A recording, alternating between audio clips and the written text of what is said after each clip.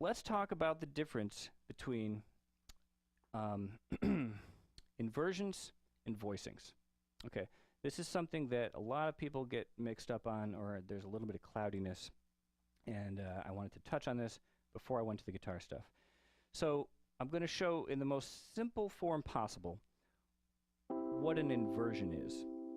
So in this particular form, we would say this is a root position C, because we're calling it a C chord, and C is the lowest note. It is in the bass position. So what happens is when you change the sequence of these notes, meaning C, E, and G, if you go shuffling the order, you are still going to have a C chord, but depending on what note you put on the bottom, you will now have what's called an inversion, if it is not the root. So if you pop to the next possible configuration, you now have E on the bottom, G in the middle, and C on the top, and we call this first inversion.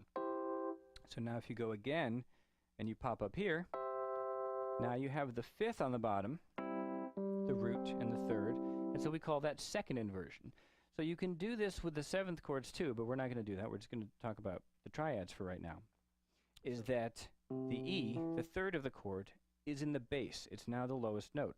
So you could have a chord like this, but you throw an E down there. Now that's the sound of a first inversion chord.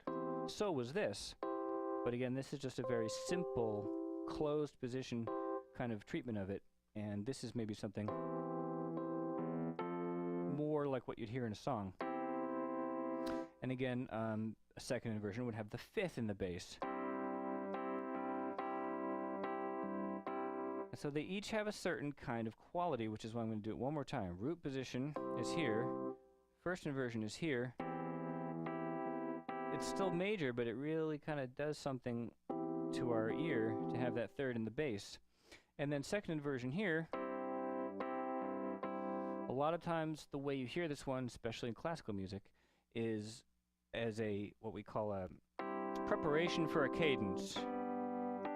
So you're sitting on the 5, and then you go to a 5 chord and resolve.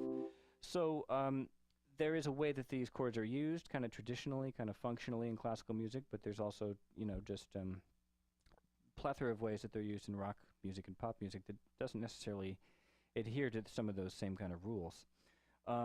Okay, so now let's talk about what is a voicing. So a voicing is when you take, we've already kind of seen in essence a little bit of what it is. It's when you take these three notes that are the ingredients of the chord, in this case the C major chord, and you want to create a shape that maybe has doublings of some of these and maybe puts them together in different intervals. So for example, here's basic C, but C also might look like this, and we can talk about the construction in terms of root, third, and fifth. So root, fifth, third, fifth, third. I'm just doing this off the top of my head. That's another way to voice a C chord. So yet another one would be maybe C, E, C, G, C, G. Try and do some interesting ones.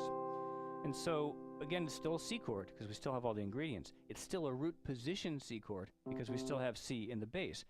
But this is not the same voicing, okay, as whatever I did before. Something like that. So you can play with the order of the notes and you call that a different voicing. But it doesn't become a different inversion until you put a note on the bottom that is not the root. And so within inversions, you can have different voicings as well. And that's what we looked at just a second ago. This is one voicing of a first inversion C chord. This is another voicing of a first inversion C chord. And yet another one might be this, right? Or something like this. All slightly different flavors, slightly different combinations.